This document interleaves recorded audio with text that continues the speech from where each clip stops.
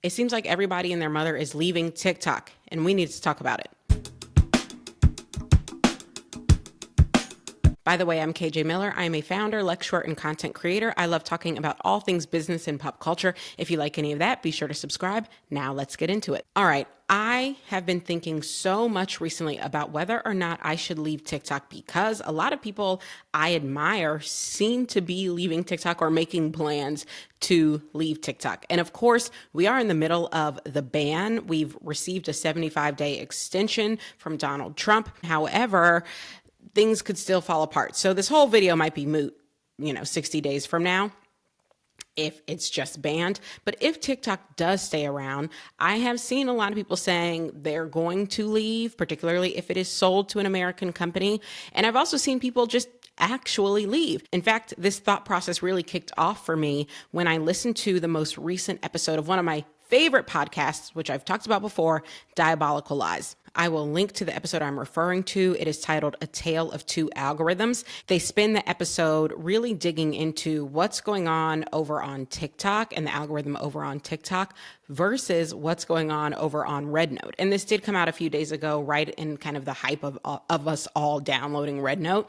And it's a really great episode, but one of the hosts, Carol Burke, she basically comes to the conclusion that the revolution will not be televised and it also will not happen on social media, right? And the idea behind that phrase, that song, that famous song from a few decades ago was that it is going to take us rising up and being in the streets, being amongst and with other people to see the change we want to see in the world. It's not going to happen while we're sitting on our couch watching television, watching someone protest on TV. Like, we're going to have to get up and be a part of it. And her kind of takeaway was, TikTok is, you can see a correlation with TikTok. Some of us feel like we are really doing things that matter and saying things that matter because we're seeing people protest on our feed. We're seeing people fight the power on our feeds. But in reality, we're all just in our homes scrolling. And she sort of felt like, I'm not going to be a part of the change I want to see by sitting on my phone scrolling. And it's funny because after I listened to the episode, I was like, oh, I wonder what she's actually saying about this on TikTok. Went to TikTok, she was gone.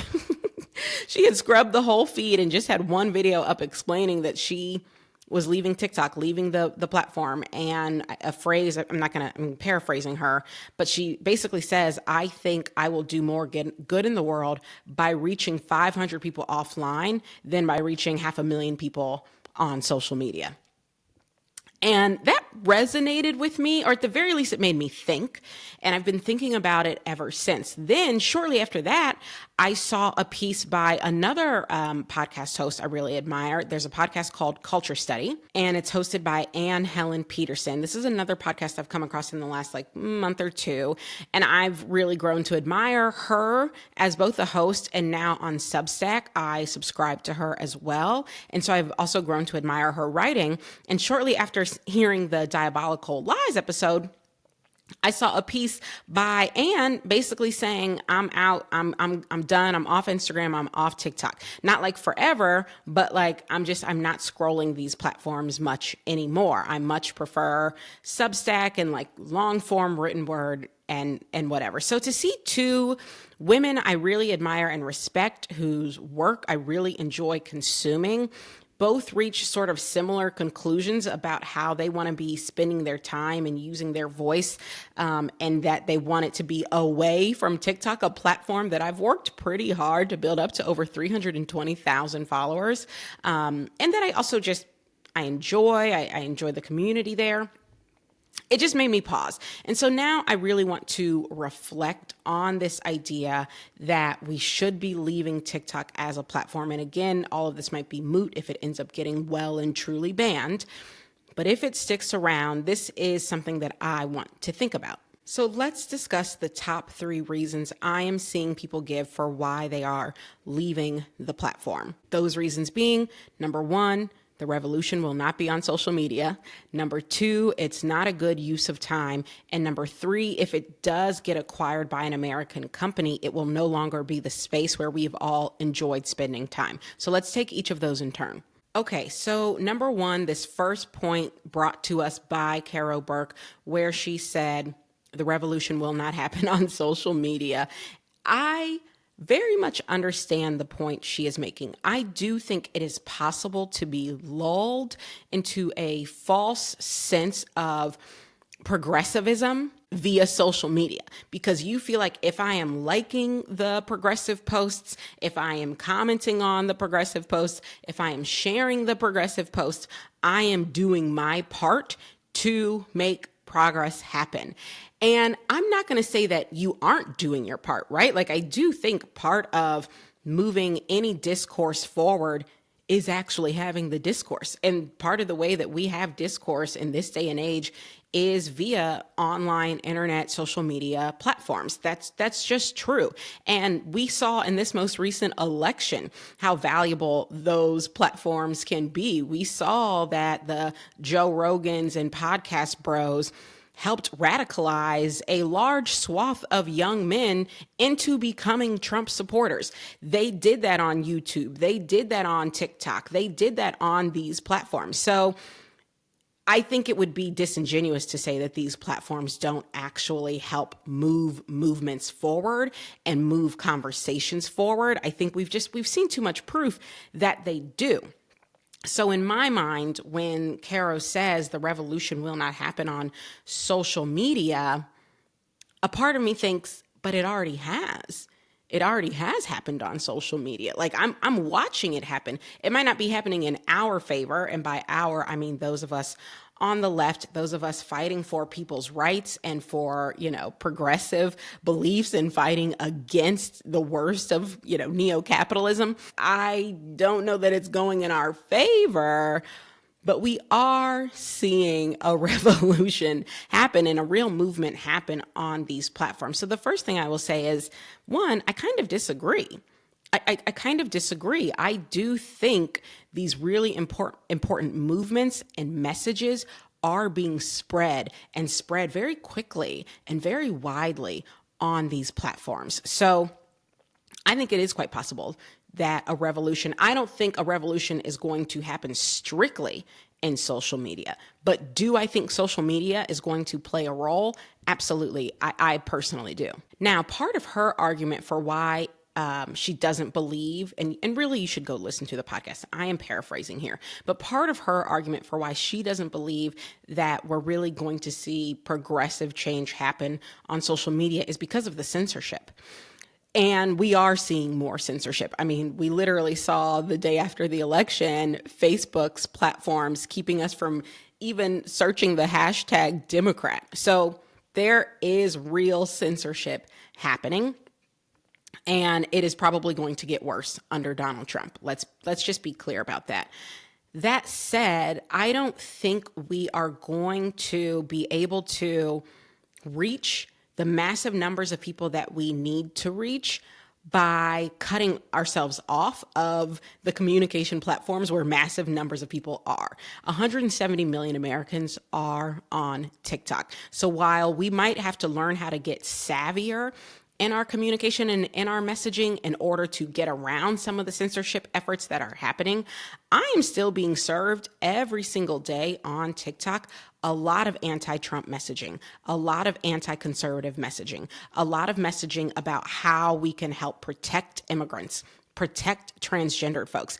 I'm still getting served that message. So while I do expect it will get worse, I think being in a space and in a place where millions of Americans come together gives us a better shot at proliferating that message than backing away from those platforms. And to the other point about these platforms sort of lulling us into a false sense of progressivism and revolution because we feel like with every like and with every share we're doing something, when in fact where we need to be is in our local city councils and city council meetings and school board meetings and really using our voice in ways where it's going to actually affect change. I think she does really have a point there. I do think we all need to be more vocal and more active in our local communities because I do think we're going to be able to see real change happen more quickly when we are using those channels. So yes, I would tend to agree with her that it is possible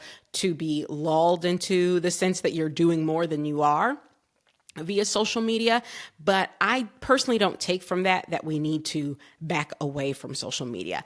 What I take from that is that we all need to be doing a better job of getting active locally, and that is something my husband and I have committed to in our community. Our little part of Ohio that we live in, Columbus, Ohio, that we live in, getting more active. But I don't think that it means you necessarily have to walk away from the social media platforms.